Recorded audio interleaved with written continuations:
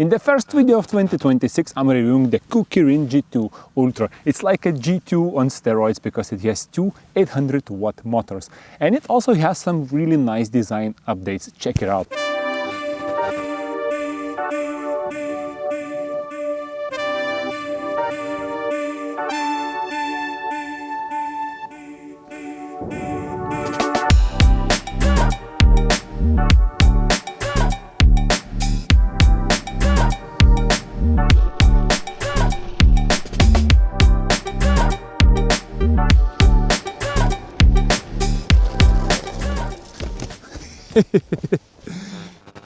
For me personally, the biggest talking point is of course the dual 800-watt motors.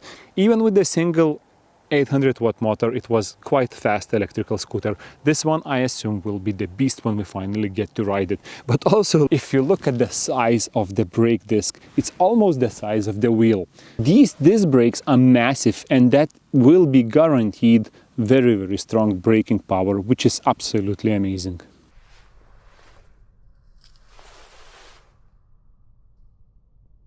Kind of redesigned the kicktail, and I like it. It's wider and longer, I think, than the previous one. It's also kind of rounded. It's aluminum, it's lightweight, and I kind of like the design. I'm still not sure if it fits well with the boxy overall design of the battery box. Battery box, by the way, it has 18 amp hour, 48-volt battery pack, and that box they call explosion proof. Well, it's made out of thick aluminum, so even if your battery catches fire, it shouldn't spread around, which is like nice. This folding is not my personal favorite, but it's probably the fastest one when you need to fold the bike. So you actually just press the main lever, and then there is a little lock pin on this side which you pull, and then your scooter is collapsing. The handlebars are made out of really nice materials, and this big black bar right here, that's actually LCD screen, so I can't show it during the daytime, but on camera I can see it myself. Even in the sun I can clearly see. Furthermore, it's actually touch screen. It's not only like that you have all the information, but you can actually adjust it by just touching. It has a honk, it has the lights button, and it has turn signal indicators that are mounted in the front right here under the handlebars, which should also probably be better seen in the dark. You can even connect with your phone the Bluetooth, and you will have the speaker here, because on KuKirin G2 Ultra you can play different sounds like music or navigation or something like that.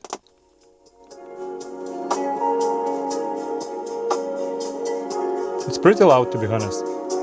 On the day of filming, the scooter retails for about 730–750 euros. Is it a good price? Well, that's something that you have to answer yourself, but I can tell you, is the scooter good or not after we go and test ride it. We're gonna do the speed test.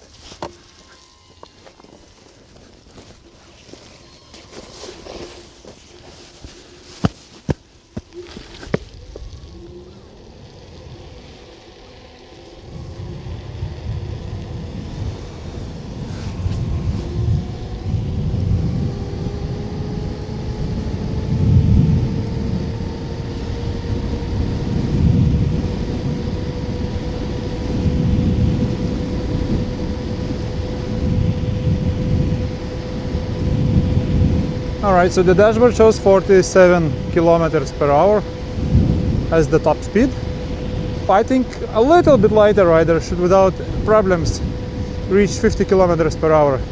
As you can see, there is this massive hill in the background, so I do my climbing tests here. I don't know if these tires will grip well enough, but that hill actually has like different steepness levels. So if we come like the way we look at the hill right now, it's super easy. I have no doubts the scooter is gonna make it. But when you try to climb the hill from like this angle, when you try to go that way up, well, it's really let me just show you. The tires are slipping a bit because of the snow.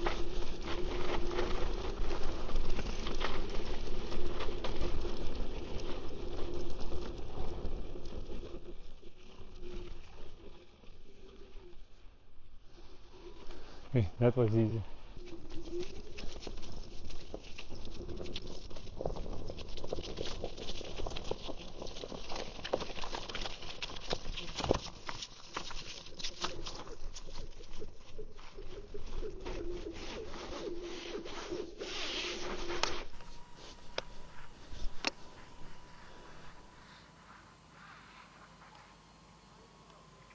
there is simply not enough grip to climb up.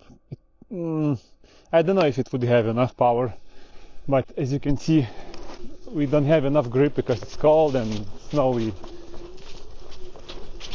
Anyways, I think on the grass, even with these like road tires, it climbs okay. Now we need to try to climb it also in the city on a steep hill. Let's do that as well. Right here behind me is the steepest road in Denmark that you can find, and we're gonna try to climb it with G2 Ultra. Alright, we have only around 30% of the battery left, and even with that battery we are climbing. This hill has the steepest part, which is 25% gradient. It's actually quite insane, and on average is 20. So we're climbing slow in turbo mode, but we're climbing up. With a fully charged battery and in a warmer weather, we should be able to climb it all the way up. Right now we are tiny bit struggling, but you cannot literally find steeper hill than this in this country. This is the steepest road that exists. So if you need a scooter capable of climbing hills, G2 Ultra can do that for you. Actually, there is a sign saying here that the bikes are forbidden to go and down this road. And it's a popular hill between cyclists, as you can imagine. But we made it! Any scooter is tricky on snow, and this one doesn't have off-road tires, so that's the only like limiting factor, I would say, for riding off-road, because there is not enough of grip. But as you can see now, if I accelerate, the scooter is like moving underneath me, but I can accelerate even on the snow. So if you need purely off-road scooter, probably you need to look for better tires. You can change tires on this one, on the GT Ultra, and you will have not a bad off-road scooter whatsoever. Okay, what I like about KuKirin G2 Ultra is the suspension. It's super nice, soft and squishy. On the other hand, I can't bottom it out. I need to make it tighter for my weight with all the winter clothing and so on. But it's really nice and smushy right now. It is adjustable and it's not on the stiffest setting right now, so I need to make it stiffer and see if I can also bottom it out. When I bottom it out, it's kind of a soft bottom out. It's not like super hard one. So as always on G2 models, G2 Master, G4, actually on a lot of KuKirin scooters, the suspension is just brilliant.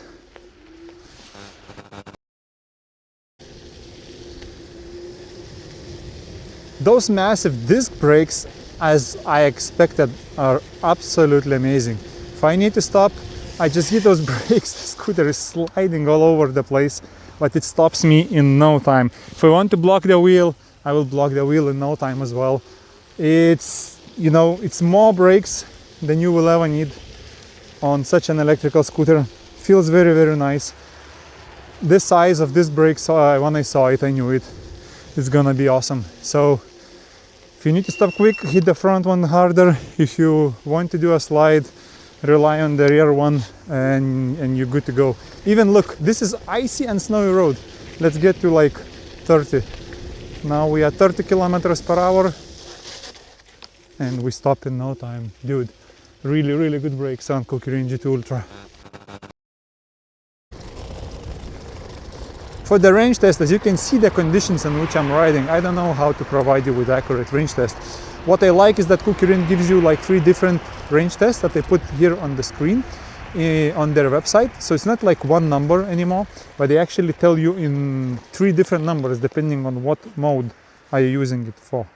Honestly, I never reached 35 kilometers in race mode. It's more like 22, 25 for me. So I would say also in sports mode, it's probably more like 30 and maybe 40 in eco mode. But these ranges are provided if someone is riding like whatever 15, 20 kilometers per hour and not more, and it's a 60 kilogram rider or something like that. Otherwise, it's a bit optimistic. The build quality of KuKirin G2 Ultra, I would say overall KuKirin scooters have stepped up their build quality game. So there wasn't a single defect when unboxing the scooter, you know, no scratches, nothing, well packed. And when I ride it over little bumps and so on, I don't hear any big rattling sounds or anything, but there is a little rattle.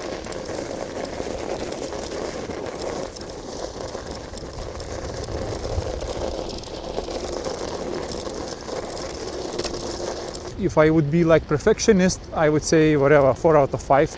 But I cannot pinpoint any specific item that I would say, oh, you know, that could have been like better.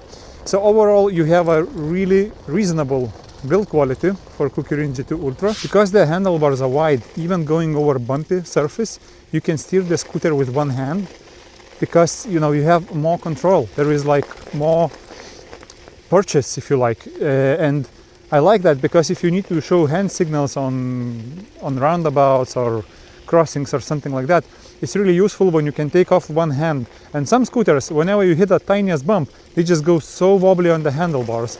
It's not the case with the G2 Ultra. My first impressions are, this is like a mini G2 Master, you know. It doesn't have the same grunt and power as the G2 Master, but it's also a little bit cheaper. It still has a very nice suspension, kind of a nice redesigned handlebars with this big touchscreen, so it feels like a bit more modern model, even though I'm not a big fan of this square boxy battery box. It has very nice wide handlebars and very good steering angle, so it's easy to control with one hand. And of course the biggest upsides out of all is the two motors that can bring you up to 50 kilometers per hour speed in no time, climb hills very well. Matching that with suspension that allows you to drive off-road and a really reasonable build quality for the price, you have a very good deal. It's hard to beat KuKirin with this scooter looking at the price. And there are maybe few models that compete with it, but not all of them are double motors. Dudes, if you ever have doubts, if you need single or double motor scooter, man, double motor scooter is so much better in almost every scenario. The only downside of double motor scooter is weight, and therefore maybe a little bit quicker battery use. Other than that, it's just always double. If you can choose double.